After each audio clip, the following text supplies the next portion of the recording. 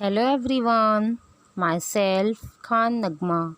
Today we are going to start with a new topic, that is evolution. 4.1, the concept of evolution. 4.2, the stages of evolution of animals. 4.3, apps. So let's start the concept of evolution. The word evolution is generally understood to mean gradual and continuous change. Evolution in the plant and animal world can be explained in the following manner. In the process of survival, by adapting to environmental changes, certain internal physical changes occur in some animals of a species.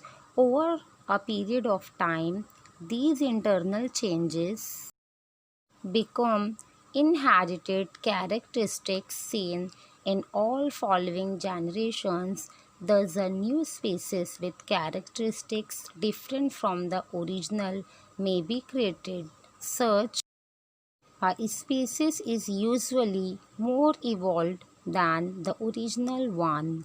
Students, आज हम इस chapter में पढ़ेंगे evolution, okay, और समझेंगे कि evolution क्या है, ओके।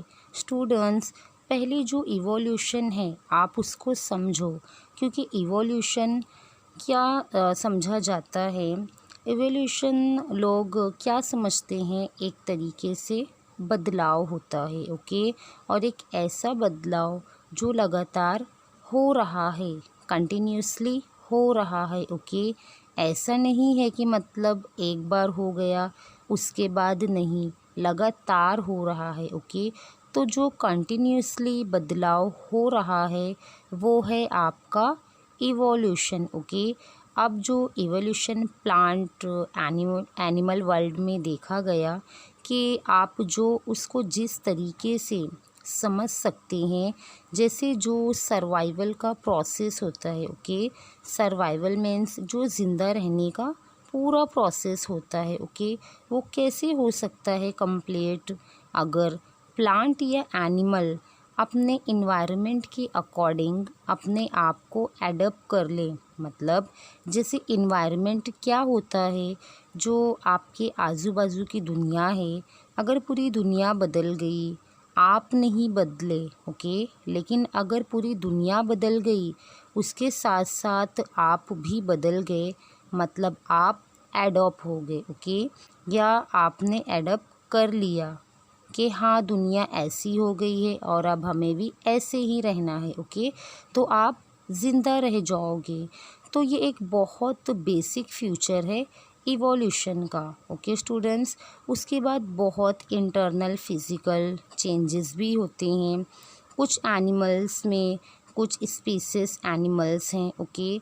और ओवरऑल पीरियड ऑफ टाइम में ये देखा गया कि ये जो इंटरनल चेंजेस हैं, मतलब ये जो अंदर बदलाव आ रहा है वो इनहेरिटेड हो रहा है, ओके। इनहेरिटेड मतलब ये दूसरी जनरेशन में जा रहा है, ओके स्टूडेंट्स। तो इस तरीके से ये जनरेशन टू जनरेशन वो पास होता रहेगा, ओके।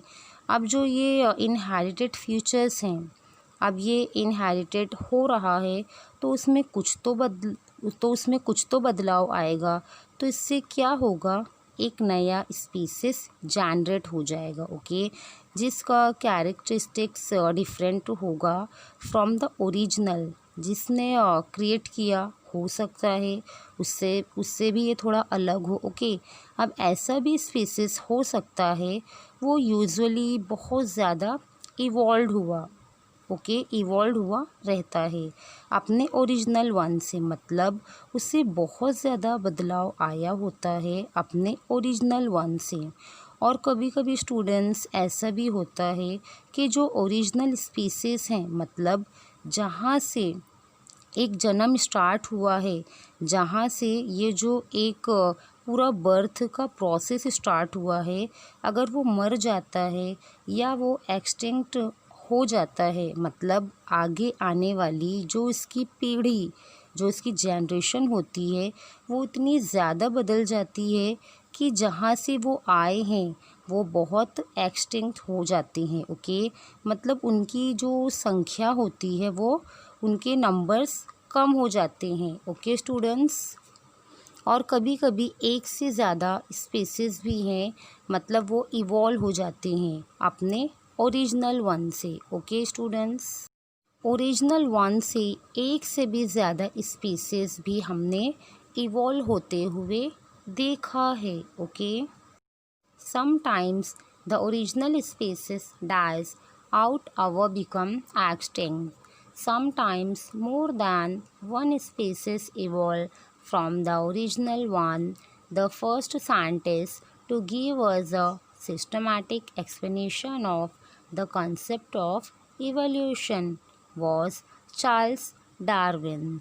Students, और ऐसा होता है कि पहले जो साइंटिस्ट थे जिन्होंने हमें एक सिस्टमैटिक एक्सप्लेनेशन दिया। ओके, पहले जो साइंटिस्ट थे जिन्होंने हमें सिस्टमैटिक एक्सप्लेनेशन दिया कॉन्सेप्ट ऑफ इवोल्यूशन का, वो थे चार्ल्स डार्विन। ओके, ये बहुत फेमस पर्सन थे। Okay students, species which are capable of adapting to environmental changes are able to survive. The ones that cannot do so become extinct in the process of evolution. Students, species जो हैं capable adapt होने के लिए, जिन्होंने अपने environmental changes means दुनिया में जो चेंज हो रहा है उसको अगर एडप्ट कर लिया गया तो वो सरवाइव कर पाएंगे, मीन्स वो ज़िंदा रह पाएंगे, और जो नहीं कर पाएगा वो एक्सटिंक्ट हो जाएंगे। एक्सटिंक्ट मीन्स उनके नंबर्स कम हो जाएंगे और वो धीरे धीरे करके वो गायब हो जाएंगे। Okay, in ancient times there were many species of a type of animal called dinosaur. Dinos in Greek means terrible and saurus means lizard or reptile. Dinosaur means a terrible lizard. Students, ancient time में बहुत सारे species भी हुआ करते थे। Okay, एक animal मतलब एक टाइप ऑफ एनिमल हुआ करता था जिसको डायनासोर कहा जाता था। ओके, आपने इसका नेम सुना भी होगा। ओके स्टूडेंट्स, डीनस का मीन्स टेरिबल और सॉरस का मीन्स लिजर्ड, मतलब डायनासोर एक टेरिबल लिजर्ड, बहुत बड़ा लिजर्ड। क्या आपने लिजर्ड देखा है वॉल पर, दीवारों पर, जिसे हम छिपकली कहते हैं? तो स्टूडेंट्स, आपने देखा होगा। Okay, some of these dinosaurs were enormous in size. It appears that these species of enormous dinosaurs suddenly became extinct. Some sudden natural disaster or environmental change is believed to be responsible for their extinction. Fossils of dinosaurs with wings have been discovered. It is believed that some species of two-legged and winged dinosaurs evolved into birds. Students, अब मैं आपको बड़ी और lizard के बारे में बताती हूँ। ओके, ये कुछ डायनासोर जिसमें ऐसे थे जिनकी साइज़ मीन्स इतनी बड़ी थी कि मैं आपको क्या बताऊँ, हज़ारों और लाखों इंसानों को वो ऐसे खा जाएगी कि आपको पता भी नहीं चलेगा, आपको मालूम भी नहीं पड़ेगा कि वो आपको ऐसे खा जाएगी। ओके, वो इतने भयानक थे। और ये भी हमको ऐसा मालूम पड़ता है कि जो इनके स्पीसीज़ थे, मतलब जो एनॉर्मस और डायनासोर के स्पीसीज़ थे, वो सडनली एक्सटिंक्ट हो गए। एनॉर्मस मीन्स बड़े बड़े जो डायनासोर थे, उनकी जो पूरी फैमिली थी वो अचानक एक्सटिंक्ट हो गई थी। ओके, मतलब अचानक उनके नंबर्स कम हो गए और वो धीरे धीरे वो गायब होने लगे। कुछ ऐसा नेचुरल डिज़ास्टर हुआ या कुछ ऐसे एनवायरमेंटल चेंजेस हुए। माना जाता है कि किसी को कंफर्म पता नहीं है क्योंकि उस वक्त वहाँ पर कोई नहीं था। और ये भी माना जाता है कि कोई ऐसा बदलाव हुआ, कोई ऐसे इन्वायरमेंटल चेंजेस हुए जिसे वो एडप्ट नहीं कर पाए, जिसकी वजह से वो एक्सटिंक्ट हो गए। ओके, मीन्स उनके नंबर्स कम हो गए और वो धीरे धीरे गायब हो गए। और जो डायनासोर के फॉसिल्स हैं तो वो उनके विंग्स के साथ पाए गए। मीन्स जो इनका स्केलेटन है वो पूरी बॉडी के साथ पाया गया। ओके, और स्टूडेंट्स ये भी माना जाता है कि कुछ स्पीसीज जो 2 लेग या विंग डायनासोर थे वो इवॉल्व होकर किस में कन्वर्ट हो गए, वो बर्ड में कन्वर्ट हो गए। ओके, मीन्स जो पहले बड़े डायनासोर हुआ करते थे आज वो बर्ड बन गए। ओके, और कुछ लोग ये भी मानते हैं कि जो लिजर्ड है, लिजर्ड मीन्स जो छिपकली है, अगर आप उस लिजर्ड को देखोगे तो वो थोड़ा बहुत सिमिलर फ्यूचर आपको थोड़ी बहुत डायनासोर की मिलेगी। ओके, मीन्स लिजर्ड मीन्स जो लिजर्ड है वो तो बहुत छोटी हो गई, लेकिन हो सकता है कि कुछ ऐसा इवोल्यूशन हुआ हो कि डायनासोर इवॉल्व होते होते किस में कन्वर्ट हो गया, वो लिजर्ड में कन्वर्ट हो गया। Okay students see this picture. अब बेटा ये पिक्चर में आपको दिखाई दे रहा है ना, ये क्या है, ये डायनासोर का स्केलेटन है।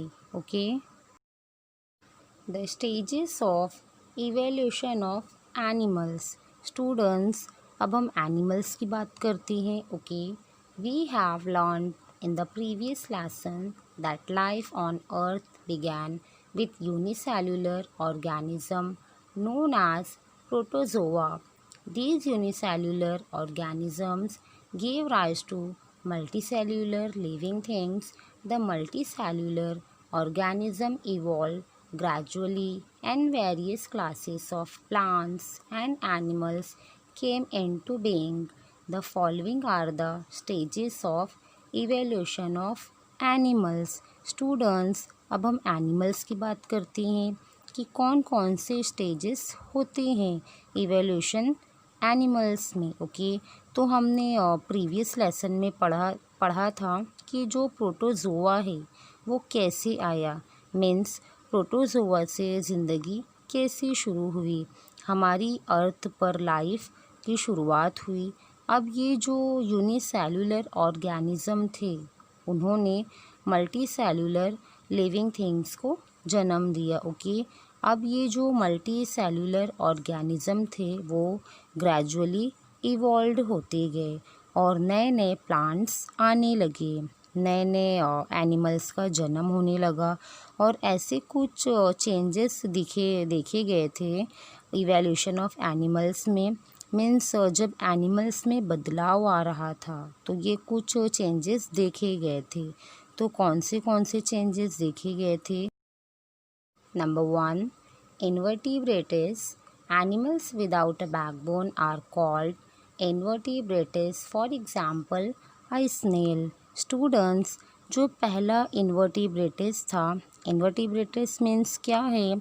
इन्वर्टिब्रेट्स एक ऐसा ग्रुप था, एक ऐसा शेप था जिसमें ऐसे एनिमल्स आते थे जिनके बैकबोन नहीं होते थे। तो जिन एनिमल के पास बैकबोन नहीं होता था तो उन्हें इन्वर्टिब्रेट्स एनिमल्स कहा जाता था। Okay, now second, vertebrates. Animals which have a backbone are called vertebrates. Look at the ones given below. Aquatic animals, example fish. अब स्टूडेंट्स जो आपका सेकेंड वर्टिब्रेट्स है, जिन एनिमल्स के पास बैकबोन होते हैं तो उन्हें वर्टिब्रेट्स कहा जाता है। ओके, जैसे कि फॉर एग्जाम्पल यहाँ पर आपको फिश दिया हुआ है। Okay students see this picture.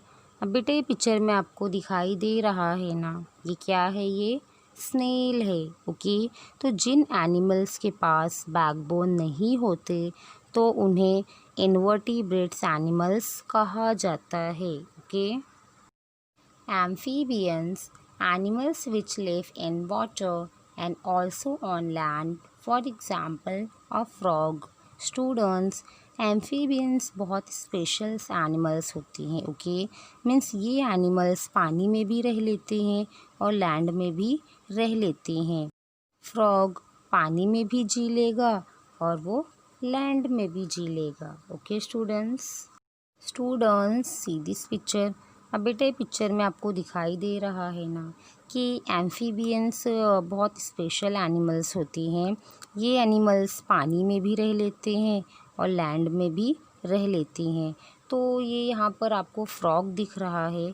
Frog पानी में भी जी लेगा और वो लैंड में भी जी लेगा, okay. Reptiles animals which crawl, for example snake. Students अब हम रैप्टाइल्स की बात करते हैं। तो ये ऐसे एनिमल्स हैं जो क्रॉल करते हैं। क्रॉल मीन्स जो चल नहीं पाते, जैसे कि फॉर एग्जांपल स्नेक हो गया। देखो स्टूडेंट्स वो चल भी नहीं पाता है ना। Mammals are the most evolved animals among vertebrates. The following are the characteristics of most of the animals. Number 1.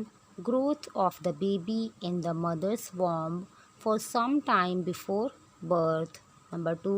The baby is fed on the mother's milk for some time after birth. Students, अब हम बात करते हैं mammals की, okay. Mammals most evolved animals हैं जिनमें बहुत बदलाव आए। तो जितने भी वर्टिब्रेट्स हैं, सारे वर्टिब्रेट्स में मैमल्स ही ऐसा एनिमल है जिनमें बहुत सारे इवोल्यूशन हुए, बहुत सारे बदलाव आए, ओके। जो यहाँ पर नंबर 1 पे दिया हुआ है, growth of the baby in the mother's वॉर्म for some time before birth. Students, तो जो बेबी जिसका छोटा बच्चा होता है, जिसका जन्म हुआ रहता है, तो वो पहले ही जो इसका ग्रोथ होता है वो उसके मम्मी के वॉम्ब में होता है, okay. Number 2, the baby is fed on the mother's milk for some time after birth. Students, और जो दूसरा फ्यूचर है, जो बेबी होता है उसे मदर का मिल्क दिया जाता है, okay. The platypus and some species of anteater are exceptions to this. Students, platypus कुछ ऐसे species हैं जो anteater के जो exceptions हैं, okay? They are considered mammals because even though they lay eggs, they suckle their young ones. Students, उनको mammal consider किया जाता है जो कि वो एग्स ले करते हैं, ओके। तो भी हम उनको मैमल कंसीडर करते हैं और वो क्या करते हैं, अपने यंग वंस को सकल कर लेते हैं, okay. Students, see this picture. अब बेटे पिक्चर में आपको दिखाई दे रहा है ना, ये क्या है, ये मैमल्स है, okay. Apes are somewhat like human in appearance. They mostly lived on trees. Those species of apes which continued to live on trees retained their original ape-like form. However, in grassland, some ape species were forced to move around on the ground. These species evolved gradually and in time gave rise to the human species. This happened first on the African continent. The first human species is called the primitive man. Primitive means the first. In the next lesson, we shall learn more about the evolution of the human species. Students, ये बहुत important evolution था, okay. ये important stage भी था। अब जो apps थे वो समवॉट ह्यूमंस की तरह एप्रियंस थे, वो ज़्यादातर ट्रीज पर रहते थे। और ये जो स्पीसीज था एप्स का, वो लगातार रहने लगा और वो ट्रीज पर ज़्यादा रहते थे। लेकिन जो ग्रासलैंड वाले रीजन थे, कुछ एप स्पीसीज मीन्स उनको काफ़ी फोर्स किया गया था, ओके। तो वो जो हैं ट्रीज से उतर कर ग्राउंड में घूमने लगे, यहाँ वहाँ थोड़ा बहुत ट्रैवल करने लगे। और इससे क्या हुआ, इससे सबसे पहला एक तरीके से जो ग्रेजुअली इवॉल्व हुआ, कुछ ह्यूमन स्पीसीज आए, यहीं से ह्यूमन स्पीसीज निकल कर आए। और आज आप उन्हें ह्यूमन बीइंग्स को देखोगे, आज आप उन्हीं ह्यूमन बीइंग्स को देखोगे, ओके, जो ह्यूमन स्पीसीज से निकल कर आए। और ये पहली बार कहाँ हुआ, अफ्रीकन कॉन्टिनेंट में, ओके। ये अफ्रीकन कॉन्टिनेंट में सबसे पहला ह्यूमन स्पीसीज जिसे प्रिमिटिव मैन कहा जाता है। प्रिमिटिव मीन्स फर्स्ट, और इसे पहली बार कहाँ देखा गया, अफ्रीकन कॉन्टिनेंट में, ओके। और वहाँ पर उस पहले इंसान को देखा गया था जिसे प्रिमिटिव मैन बोला जाता है, ओके। और सबसे पहला इंसान भी हमें अफ्रीकन कॉन्टिनेंट में मिला था, okay students, have you understood? Please subscribe the channel and press the bell icon.